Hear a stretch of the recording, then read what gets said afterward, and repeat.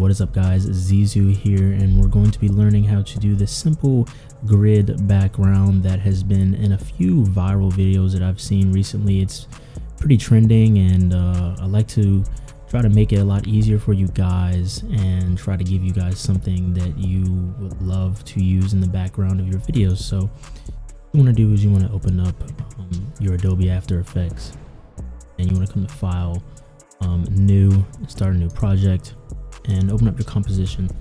Now, if you're doing this for your phone, if you want to do this for, like Reels or TikTok or whatever, these are the dimensions that you want.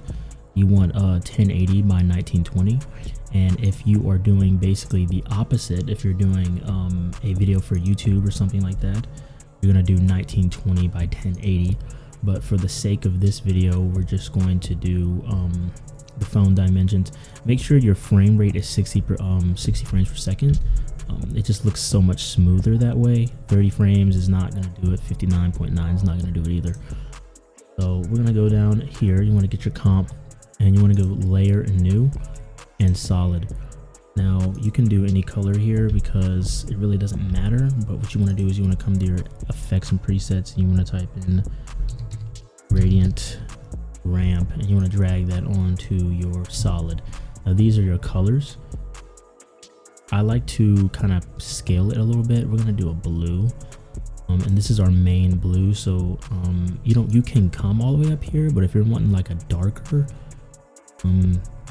blue, I recommend going a little darker anyway, because you want your subtitles to be the focal point, or whatever you're having in the foreground, you want that to be in the focal point. So I'm gonna come and use this right here, click on that, and then you can come down a little bit more and kind of get that smooth kind of ramp there.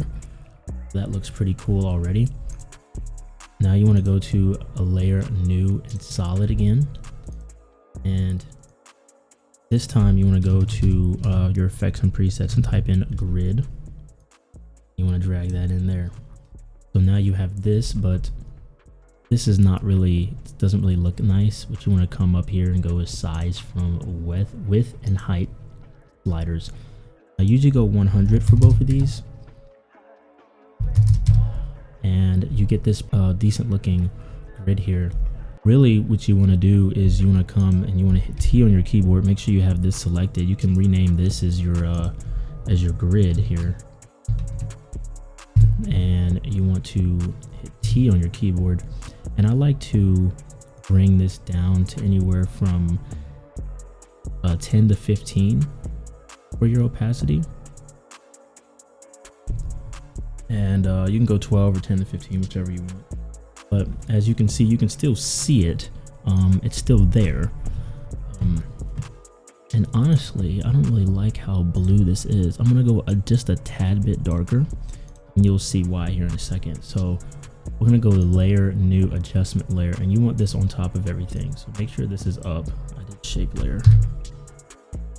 layer, new, adjustment, and you want to go into your effects and presets and type in vignette. This one is going to add a lot. I would bring down the amount to around like 50. I feel like 100 is way too much, so you can go to like 65. But here you go. So now if you want it to loop or animate, make sure you have your grid selected, and you want to hit the stopwatch. Scroll to the beginning of your timeline, hit the stopwatch here, and you can follow my numbers here. But if you want it to move faster, you can, but I'm going to kind of eye it, and we're going to slide this, and we're going to try and get it to where it almost lines up, so it kind of loops and you don't even tell the difference that anything had happened.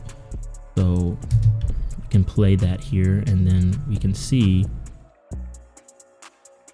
as you can see, that's pretty spot on. Actually, that's actually pretty spot on. Exactly. So as you can see right here, you hit U on your keyboard. As you can see, this is 540.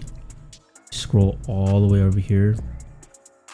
1140 is what I would go with. and you are pretty much done. That's gonna move for 30 seconds. You can make this longer if you'd like, but you're pretty much done here. And I have about 5 of these. There's going to be a download link in the description. If you don't want to make these yourself, I have already made 5 of them for you, different colors, both with the phone dimensions and the wide dimensions, so you guys can download that one for free. And stay tuned, come back to the channel, just consider subscribing, because I'm going to be teaching you guys how to do a lot of these trending effects, trending assets that you can use in your videos to make your videos seem more professional. And that is about it, guys. I appreciate it, and I'll catch you guys in the next one. Peace.